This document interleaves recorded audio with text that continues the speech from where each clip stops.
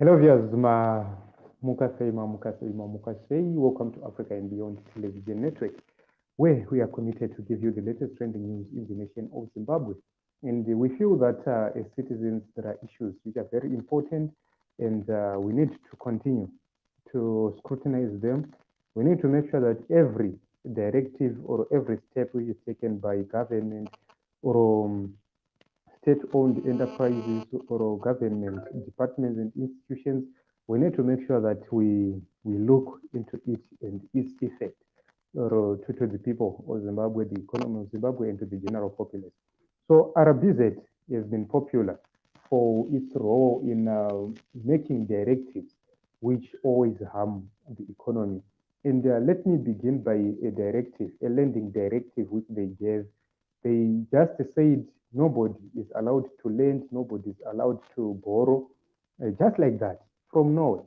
And it became law. However, a few days later, they reversed their statement, they reversed everything.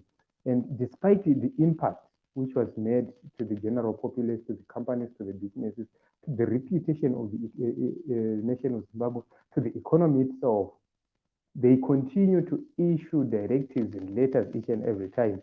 And this has led us to the need to scrutinize this recent directive, which they have given to the Bakers Association of Zimbabwe on the issue to do with pricing of bread. So I'm going to read this press statement, and I have posted this press statement in the community post section on this platform. I have posted the picture so that you can visit there in the read or have the document there. So the RBZ of Zimbabwe, the bank which is advised to public that it held a consultative meeting with the National Bakers Association of Zimbabwe, the Bakers Association, on 17 June, and it deliberated on the cost building up in the bread value chain. Taking into account the submissions by the Bakers Association and the need to stabilize the price of bread, the bank agreed with the Bakers Association that its members would access the full requirements of foreign exchange through the weekly foreign exchange auctions for importation of inputs and procurement of fuel for the distribution of bread across the country. In view of the positive engagement with the Bakers Association, it is expected that members of the Bakers Association will review the price of bread downward. Going forward, the price of bread will be adjusted on account of economic fundamentals that include global price trends of inputs and the movement of the foreign currency exchange rate. So this is the press statement they have given. Samuel Huafawanaka, hello, Mkoma Samuel, how are you? Welcome to Africa and Beyond Television Network. Thank you very much for tuning in. So that is the press statement. And they are saying that number one, they want to improve access of foreign currency to the companies which are producing bread. And I find this awkward. The reason being, you don't go to the end of a problem. You go to the beginning of a problem. And the beginning of this problem is on the farming issues. Number one, farmers are being paid in RTGS.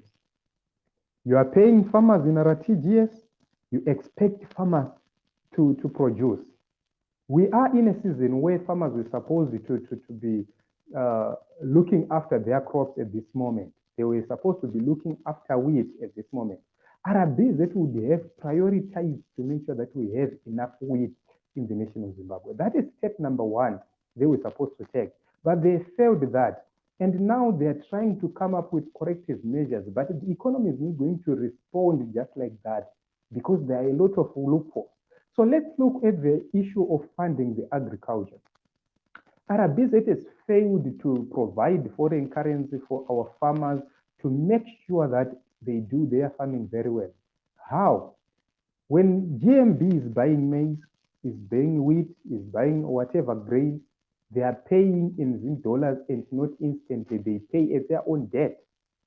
So RBZ does not even care about that. They don't even prioritize payment of farmers in time and using foreign currency, which they are willing to fork out, giving to companies which are importing wheat. So it's like you are not paying school fees for your own kids, and you are paying school fees for other people's kids. This is the situation you have. A father is not paying school fees for his own kids, but paying fees for the kids next door. And the same father wants his kids to pass at school. The same father wants his kids to succeed. So you can actually see that this is the kind of scenario we have in the nation of Zimbabwe, where the foreign companies, foreign farmers are paid in US dollars. They get maximum profits and incentives in US dollars. Yet our own local farmers, they are deprived of the same benefit. And the question is why, if you don't have a deliberate act to destroy the agricultural sector. So for bakers to access cheap wheat, they were supposed to have given access to purchase from Zimbabwe, and our farmers to receive their money instantly without any delays. But the RBZ has failed to make sure that they prioritize that. They decide, or they prefer importing wheat. And here is the corrupt deal which happens. Normally, wheat is taken out of Zimbabwe and is bought in RTGS. Then it is exported out of Zimbabwe, or documents are prepared that wheat has been exported outside Zimbabwe. Then they will go and buy outside Zimbabwe from a dummy company, a shelf company. After buying from there, they will say we have imported wheat into Zimbabwe, and they have made money. That wheat has never gone to Zambia. It is still in Zimbabwe, but there is a company in Zambia, and they will say we have bought maize or wheat from this company in this nation. Then documents will be proper, but there won't be actual transportation of things. So these are things in Zimbabwe, they are sold, they are never transported, they are imported back, and profits are made. You see how they work, you see how they operate. That is the reason why they don't want to pay farmers in US dollars. That is the reason why our farmers are suffering. So the problem being faced by the people at the end who are buying bread has originated from the farming activity and how it is being conducted. So we need to have a government which is serious to address the fundamental issues. That is number one, to make sure that there is enough production of wheat in the nation of Zimbabwe. Zimbabwe has been the breadbasket of Africa, producing wheat, producing maize, producing sunflower, soya, producing almost everything and supplying the SADC region, the European markets, etc. But right now, we are now the scavengers. We have nothing. Why? We have people who do not prioritize making sure that they correct the fundamentals of the economy. Because once you correct the fundamentals of the economy will begin to function and you won't be able to eat. That is the reason. You won't be able to eat. This is the reason why we have Grain Millers Association of Zimbabwe, Chakazoti Association of Zimbabwe, Chakazoti Association of Zimbabwe. These associations are running things in Zimbabwe. And what is their benefit? Nothing is being benefited by the companies or the people. So what they do is that they create associations and associations and associations. Grain Millers Association of Zimbabwe is run by a mafia connected to the top. This is the mafia which is running Grain Millers Association of Zimbabwe. They don't even care about the farmers. They don't care about the farmers. They care about making money at that association. They don't care about the millers. They care about making money at that association. That is the reason why you see small-scale millers, they are neglected, they are left out, and they are the last to be prioritized when there are shortages. So GMAS is now distributing grain in the nation of Zimbabwe, but they are not the farmers. They are not the buyers. GMB is there. We have GMAS. So you can actually see that there is a lot of bureaucracy and and they're destabilizing everything, which means there is a cartel, and that cartel is so huge to an extent they viringa everything pakati apa to make sure that they make my profit. This is the reason why we are saying RBZ is not sincere. RBZ is not addressing the real problem here, because the problem is not on the bakeries. The bakeries are just following suit. The reason for entrepreneurship is to make a profit. Nobody gets into business only to please people, only to do social work. It's not true. People venture into business because they want to make money, they want to make profit. So we need to have policies which are going to make sure that everything falls into place. You don't command everything, you don't dictate everything. Let the market do its own thing. You have to regulate, yes, but you don't need to go and regulate price yechingwa. I have never seen a central bank going so low to an extent of regulating price yechingwa. You have to make sure that there is enough grain. You have to make sure that there is enough fuel. That is what you need to do. This issue of Forex, it's a scam. Why? Companies are applying for Forex. They get it late, number one. What is going to happen on the production line? We cannot stop producing bread just because the Camira foreign currency just next week. We have to produce bread, which means we are going to use the alternative methods or the alternative market sources. So the problem is at RBZ. The problem is at the government. There is no monetary policy. There is no fiscal policy. And without monetary policy and fiscal policy, what do you expect from the business? What do you expect from the banking sector? What do you expect from the economy itself?